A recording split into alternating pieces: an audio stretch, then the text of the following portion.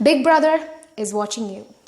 This is one of the most popular quotes used all over the internet, often in a funny context. Fun fact, it was taken from the book 1984 by George Orwell. This phrase actually means that one's actions and intentions are being monitored by the government for suppressing free will.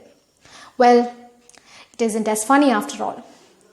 Eric Arthur Blair, known by his pen name George Orwell, was an English essayist, journalist, and critic. His work is characterized by lucid prose, biting social criticism, and an outspoken support of democratic socialism. In his essay titled Why I Write, he says, and I quote, "When I sit down to write a book, I don't say to myself, I'm going to produce a work of art. I write it because there is some lie or injustice I want to expose." Orwell was best known for his journalism in his books like Down and Out in Paris and London, which describes a period of poverty in these cities. In the book The Road to Wigan Pier, he shows the living conditions of the poor and class division in northern England.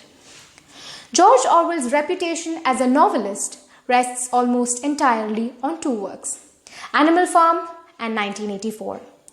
As a self-contained fairy story, Animal Farm can be read and understood even by little children. A political satire, this book can be highly appreciated by those who actually lived through the terrible days of the Second World War. 1984 is Orwell's most famous work. A fantasy set in the future, this novel has terrified readers for over half a century by exploring the idea of ultimate tyranny, mind control.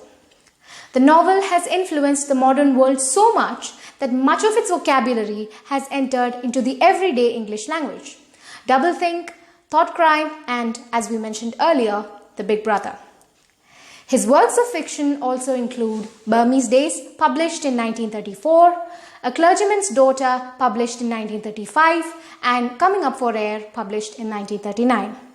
Some of his major non-fiction works are Inside the Whale and Other Essays, published in 1940, The Lion and the Unicorn in 1941, and Critical Essays, published in 1946. Most critics view George Orwell's fictions as aesthetically flawed creations.